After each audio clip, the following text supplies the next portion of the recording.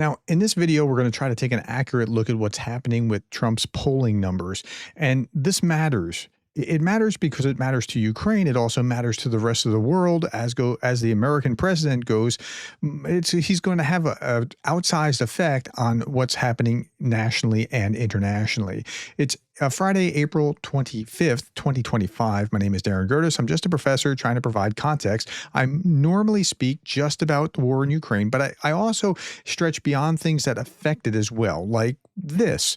And if you're not familiar with me, please consider subscribing. You can always unsubscribe if you don't like it later on. Let's start here. So here's a Fox News poll that just came out. It was about the 100-day mark, and it's just a couple days ago.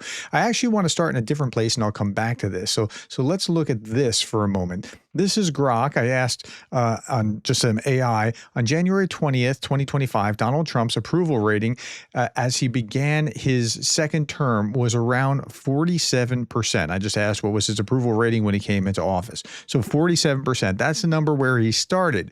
Then I asked, as of April 25th, 2025, recent polls show, because I asked it, what are Trump's approval numbers today? As of April 25th, 2025, recent polls show that President Donald Trump's approval rating ranging from 37 to 47%. Now, remember, we started at 47%, so there's nothing better, nothing higher, but it ranges depending on the poll from 37 to 47%. And you would think, well, you know, Fox News is going to be at 47 and New York Times at 37. It didn't actually work out like that. These are all reputable polls. The only one I'm not going to talk about is a general sentiment on X. I don't think that that's going to be legitimate, but Reuters has them down at 37%. This was an April 24, 25 poll. It has them down to 37%. That's the low ebb. Reuters is a legitimate news organization. Fox News has them at 44%. This is from April 25th, 44%. Rasmussen has them at 47%. Rasmussen's as reputable as any of the others.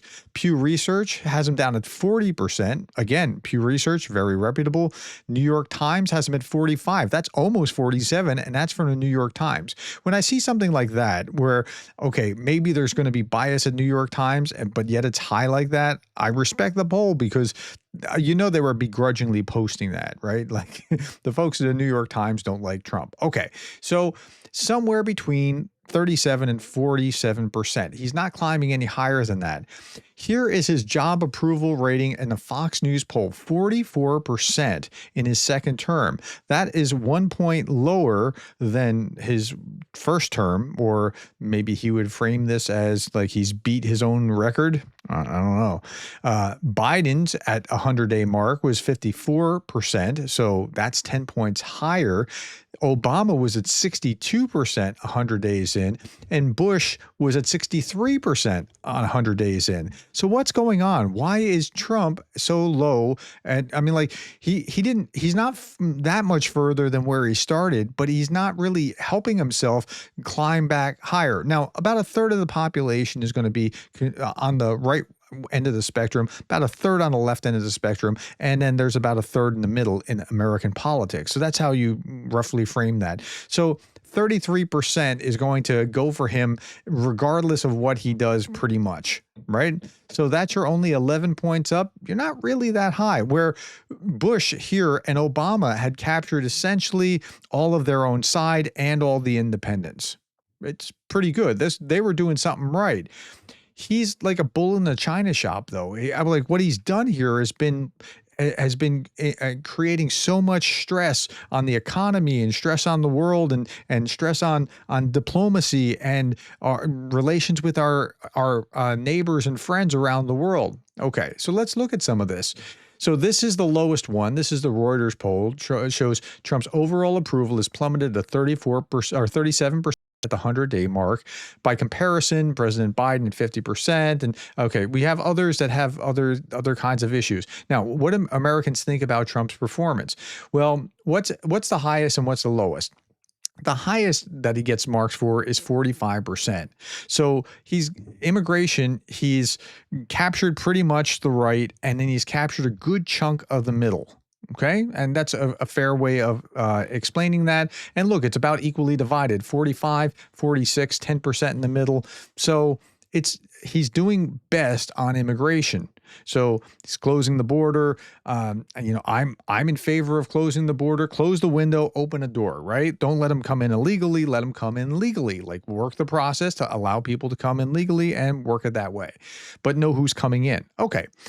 Crime, not too bad comparatively, but when we get down to things like cost of living, now there's not a foreign policy something here. There's international trade, and that would be coupled. This will be as close as you get to the tariffs. Not nearly as good as immigration. And then cost of living. This is the one that he's really down, because inflation is going to be rising. There's uncertainty in the market. There's all things like that. Pretty low. So that's where he is on that. Okay, let's look at CNN. CNN, if you don't know, is not any fan of Trump, but let's hear what they have to say. Yeah, it's not good, Kate Baldwin. It's not good. I mean, the trend line here is pretty gosh darn clear. Trump's net approval rating on foreign policy. You go back to January, the start of Trump's term, he was above water, plus 2 points. Okay, stop for a second. Oh, he's excited about this. So in January, when he came in, he had a okay-ish approval rating on foreign policy. And then this dipped significantly because of the way that he's been handling the war in Ukraine and handling friends and neighbors and talking about Greenland and all that kind of thing. Down he goes, down into the body of water, underwater, minus 13 points at this particular point. That is a drop of 15 points on the net approval rating since January. During Trump's first 100 days, if this is an audition, he is failing that audition in the minds of the American public. Way underwater at minus 13 points. Talk to me about this in like other presidents in the first 100 days. How is this looking? Let's put it in a historical context. Okay, foreign policy net approval at this point of presidency. The average president plus 17. Trump in his first term, he was at minus 12, not particularly good. And this is a good important reference. This isn't, this isn't like a back-to-back terms. This is non-consecutive terms or first terms, which I think is obviously very important. Correct. Minus 12 points there. That was the all-time record for a presidency, the 45th presidency of Donald Trump. You go to 47. He has broken his own record. He is the worst. And this makes sense because he's been injecting a great deal of uncertainty into the world diplomatically. Okay, now there's more to that than this. I mean, this is he puts out these tweets regularly, or Trump social truths out regularly. Like this just came out just before I did this video. Ukraine, headed by Volodymyr Zelensky, has not signed the final papers on the very important rare earth deal with the United States. It's 3 weeks late. Hopefully it'll be signed immediately. Like he keeps putting out these erratic kind of things. Okay, he's trying to pressure Zelensky into what doesn't look like a great deal. That's not really giving Zelensky a lot of return. Look, if something looks like a good deal to you, you don't really have to browbeat people into it. They'll want to naturally do it. So that tells you right there whether that seems like a good deal or not from Zelensky's point of view. And then he's sending folks like Witkoff to meet with Putin. Why is Witkoff meeting with Putin? This is something I just really don't understand. This is Greg Terry talking about it. He highlighted the words. I mean, he spoke in English, but listen to Greg Terry about this, because this is another reason that people don't trust him. Bottom line is, I stand firmly behind the title and the thumbnail, and this is why. Here's the video. The title is Caught on Camera. Witkoff's One Question Confirms Putin's Strong Grip on the USA. Listen to this. Just listen to what he's saying when he meets Putin. How are you, Mr. President? Very just thank you. How are you? So good to see you. So good to see you. Good to see you. Good to see you. No, it's better to see you. Have a seat. Listen to this. Are you my interpreter? From the embassy. She's from the embassy. Acceptable. Okay. That's acceptable. Okay. Huh? Am I missing something? All right, there you have it, guys, and I hoped you caught it. I'm going to play the video again, and I'll talk over top of it. I'll put it into a picture-in-picture view, but the reality is Witkoff walks in speaking English, smiling. It's nice to see you, Mr. President. It's very nice to see you. Putin walks him over, sits him down in his seat. Do you notice that Witkoff is completely alone? There's nobody. He doesn't have an interpreter. He's sitting across the table from Vladimir Putin, from Ushakov, and from Kirill Dmitriev. He is okay, what a joke. And then he turns and he looks and points and says, "Are you my interpreter?" And Dmitriev says, "Oh, yes, she's from the embassy. She's your interpreter." Okay. Okay. Ladies and gentlemen, I speak Russian, working on the Ukrainian. Let me tell you something. You do not go to any meeting that is probably one of the most high-level meetings on the globe right now in regard to the war in Russia and Ukraine.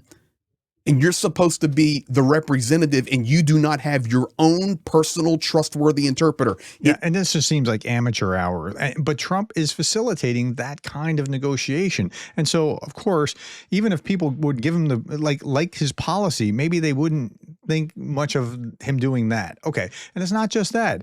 His tariffs are creating all kinds of waves. Look at this. Apple plans to move production of all iPhones sold in the US to India by next year. Oh, well, that's great. We hate China. Why are we artificially creating even more bad will between us and China? We don't need to be doing that. And so this is causing all kinds of dislocation within the United States as well, because, oh, it's going to bring, these tariffs are going to bring jobs back. It's also going to squeeze out a lot of small businesses, particularly, who are going to be penalized by this, and they're going to be run out of business.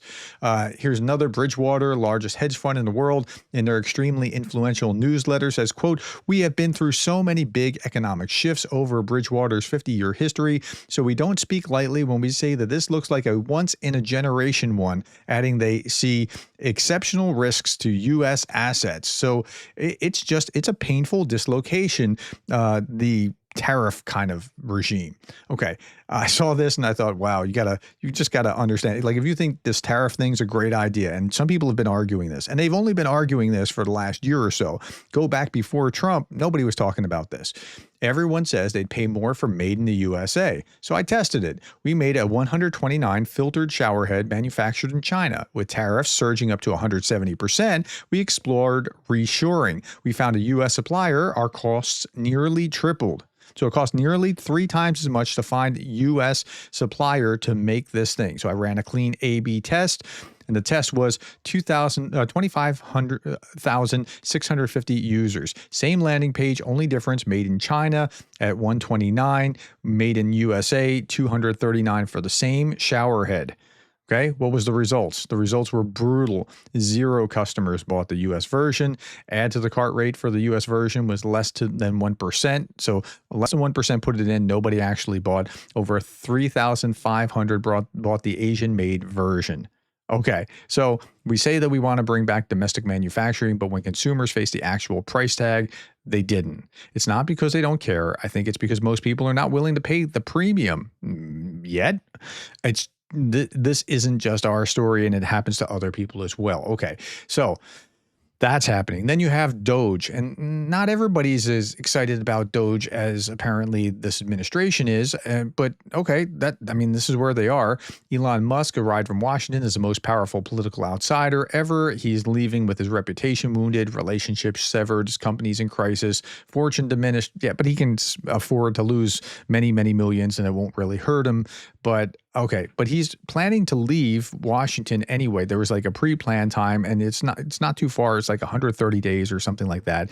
And he'll be exiting stage right. And okay, but many people were unhappy about it because of the way they went about doing what they're doing. So that's part of the picture as well. In fact, there was even this little bit in the Babylon Bee. Elon disguises an IRS building as a Tesla dealership, so Democrats will burn it down.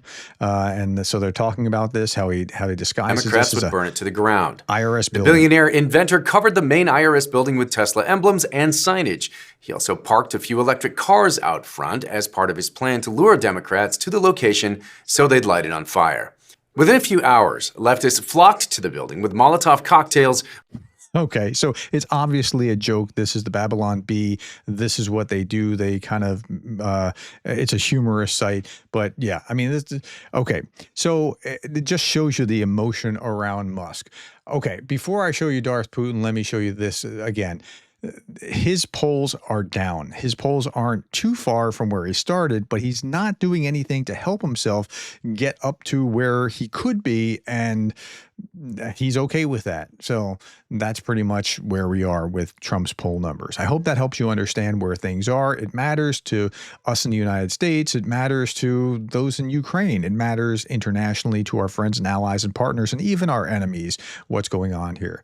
Last thing I'll leave you with is this by Darth Putin. Thinking you'll achieve peace by rewarding invasions is like thinking that you'll cure alcoholism with vodka. Yeah, doing that isn't going to raise his poll numbers either. All right, my friends, that's all that I have. Thank you for the likes, the shares, the subscribes, and thank you for being the kind of person that cares about Ukraine.